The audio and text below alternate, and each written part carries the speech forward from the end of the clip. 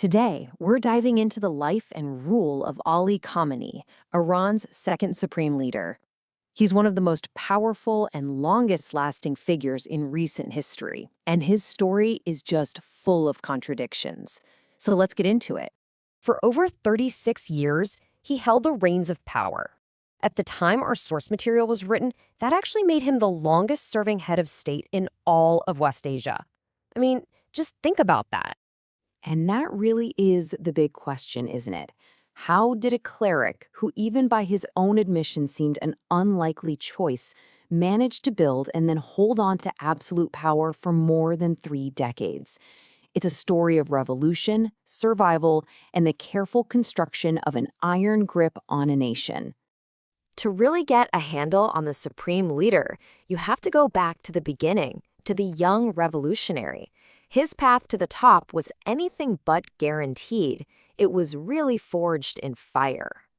You know, he wasn't born into some elite family. He came from poverty, and that really shaped his early years.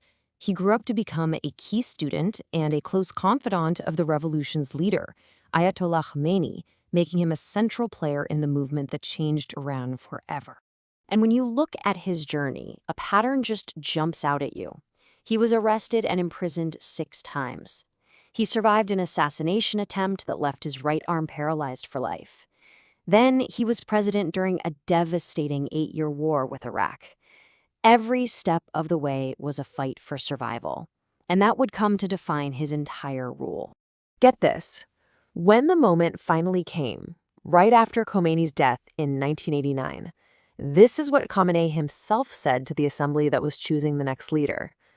Now, whether that was genuine self-doubt or maybe some kind of false modesty, who knows? But it's a pretty incredible thing to say right as you're about to inherit immense power. So, that leads to a crucial question. How does a man who claims he's not worthy of the job go on to become an absolute ruler? Well, the answer is he didn't just inherit power. He systematically built it piece by piece. And here was the first and maybe the biggest hurdle. The Constitution at the time was crystal clear. The supreme leader had to be a marja. That's the highest theological rank for a Shia cleric. The problem? Khamenei wasn't one. He was a mid-ranking cleric. So according to the rules, he didn't even qualify. So what do you do when the law is in your way? Well, you change the law. The Assembly of Experts was convinced by some very influential figures that his appointment would just be temporary. So they went ahead and amended the Constitution. They just got rid of that top cleric requirement. And surprise, surprise, that temporary role became very permanent. Now, this was the real genius of his strategy. He didn't just run the official government. He created a parallel state that he and only he controlled directly. You had the elected president and parliament, sure, but the armed forces, the courts, the incredibly powerful Revolutionary Guards, and huge financial foundations all answered to him. Presidents came and went, but his grip on the real levers of power never loosened. And of course, power needs money. A huge pillar of his control was this entity called Setad.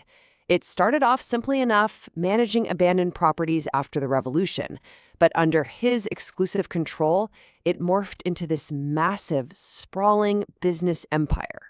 How massive are we talking? Well, a landmark investigation by Reuters estimated Setad's assets were worth around $95 billion. That's billion with a B.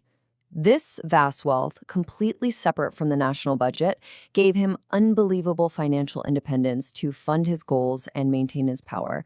But all this carefully constructed power did not go unchallenged. Far from it. His decades-long rule were constantly punctuated by Iranians taking to the streets in protest, creating a persistent undercurrent of dissent. I mean, just look at this timeline. You can see the cycle, from the student protests in the late 90s, to the massive Green Movement after the 2009 election, to the economic protests in 2019, and the Mahsa Amini protests in 2022. His reign was defined by these major popular uprisings. And over time, the chants at these protests got bolder and more direct. Slogans that were once unthinkable, like "Death to Khamenei," started echoing in the streets, a direct and very dangerous challenge to his personal authority. And his response to this dissent, it was consistently unwavering.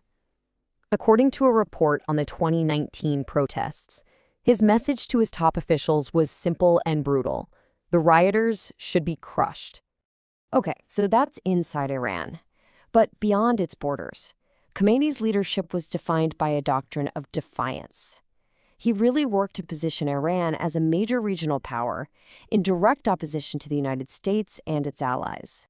He was the architect of what's called the Axis of Resistance, a whole network of allied governments and militias across the Middle East designed to counter American and Israeli influence. And while he issued a religious decree, or a fatwa, forbidding nuclear weapons, he also pushed Iran into much closer alliances with global rivals like Russia and China, fundamentally changing the geopolitics of the entire region. And this brings us to the final part of our story, which is where the source material for this explainer takes a pretty bizarre turn. The article we're drawing from doesn't just look at his past. It ends his biography with a specific event that's stated in the future. Okay, so I have to be absolutely crystal clear here. What follows is not a prediction from us. We are simply reporting exactly what is written in the source article. It concludes Khamenei's story by stating that his death occurs on February 28, 2026. According to this account, the end comes in the middle of a major conflict. The source describes a scenario with a series of large-scale missile strikes hitting Iran, launched by the United States and Israel. And the final entry in this strange, predictive narrative is blunt. Ali Khamenei was assassinated in his office during these strikes. That's literally how the source article we've examined concludes his story. So, from an unlikely cleric to an absolute ruler who reshaped his nation and the world stage, his story is one of incredible power and constant conflict. The source we've explored paints a picture of a controversial rise and a violent, foretold end. At the end of the day, though, the real question isn't just about how his story ends. It's about what lasting legacy his long and turbulent reign will truly leave behind.